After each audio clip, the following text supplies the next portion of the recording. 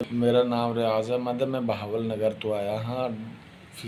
3 साल हो गए ने मैं बीमार होया ਨੂੰ ਡਾਕਟਰ ਸਾਹਿਬ ਨੇ ਕਿਹਾ ਸੀ ਕੁਝ ਅਰਸਾ ਨਿਕਲ ਜਾਏਗਾ ਦਵਾਈ ਨਾਲ, ਲੇਕਿਨ ਹੁਣ ਉਹਨਾਂ ਨੇ ਕਿਹਾ ਕਿ ਫਿਸਟੋਲਾ ਬਣਵਾਉਣਾ ਜ਼ਰੂਰੀ ਹੈ ਤੇਰੇ ਡਾਇਲਸਿਸ ਉਸ ਸੇ। 3 ਸਾਲ ਦੇ ਔਖੇ ਸੌਖੇ ਮੈਂ ਕੱਢ ਲਏ ਨੇ, ਲੇਕਿਨ ਹੁਣ ਮੇਰਾ ਕ੍ਰੀਏਟਿਨਾਈਨ ਬਹੁਤ ਹਾਈ ਹੋ ਗਿਆ। ਉਹਨਾਂ ਡਾਕਟਰ ਸਾਹਿਬ ਨੇ ਕਿਹਾ ਕਿ ਡਾਇਲਸਿਸ ਜ਼ਰੂਰੀ ਹੋ ਗਏ ਨੇ, ਫਿਸਟੋਲਾ ਬਣਵਾ।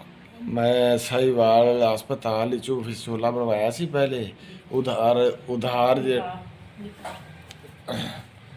ਉ- ਉਧਾਰ ਪੈਸੇ ਚੱਕ ਕੇ ਦਿੱਤੇ ਸੀ 35,000 ਰੁਪਇਆ, ਲੇਕਿਨ ਇਹ ਫਿਸਟੋਲਾ ਮੇਰਾ ਚੱਲਾ ਹੀ ਨਹੀਂ, ਇੱਕ ਦਿਨ ਹੀ ਨਹੀਂ ਚੱਲਾ। ਲਿਹਾਜ਼ਾ ਹੁਣ ਮੇਰੇ ਮੈਂ ਇੱਕ ਛੋਟਾ ਜਿਹਾ ਪੋਸਟਮੈਨ ਹੈਗਾ, ਡਾਕਖਾਨੇ ਦੀ ਪੋਸਟਮੈਨ ਦੀ ਨੌਕਰੀ ਕਰਨਾ। ਜੇ ਡਾਕਟਰ ਸਾਹਿਬ ਨੇ ਕਿਹਾ ਲੈਣਾ ਪਵਾ ਲੈ ਤੇ ਲੈਣਾ ਪੈ ਗਿਆ, ਤਾਂ ਮੈਥੋਂ ਮੋਟਰਸਾਈਕਲ ਨਹੀਂ ਚਲਾਇਆ ਜਾਣਾ।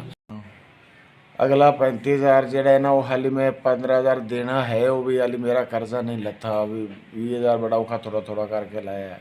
ਮੈਨੂੰ ਕਿਸੇ ਨੇ ਕਿਹਾ ਸੀ ਵੀ ਲਾਹੌਰ ਚਲਾ ਜਾ ਤੇ ਸਿਹਤ ਕਾਰਡ ਤੇ ਬਣ ਗਿਆ ਸੀ, ਲੇਕਿਨ ਲਾਹੌਰ ਮੈਂ ਆਇਆ ਹਾਂ ਤੇ ਇੱਥੇ ਹੁਣ ਪਤਾ ਲੱਗਾ ਕਿ ਸਿਹਤ ਕਾਰਡ ਤੇ ਚੱਲਦੇ ਹੀ ਨਹੀਂ, ਬਣਦੇ ਨਹੀਂ। ਮੇਰੇ ਕੋਲ ਇੰਨੇ ਪੈਸੇ ਨਹੀਂ ਹਨ ਕਿ ਮੈਂ ਫਿਸੋਲਾ ਹੀ ਕਮਾਉਣ ਵਾਲਾ, ਹੋਰ ਕੋਈ ਨਹੀਂ ਕਰਨ ਵਾਲਾ ਮੇਰਾ ਘਰ ਵਿੱਚ।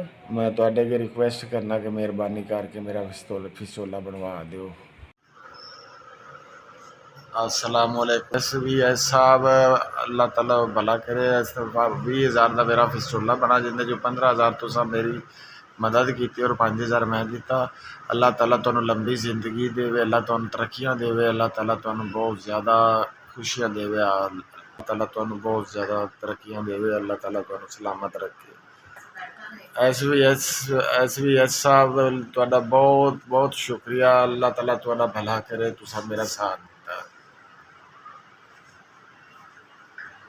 अस्सलाम वालेकुम सर SBS साहब, आपकी बहुत मेहरबानी। आपको आपकी नवाजिश, आपने हमारा साथ दिया।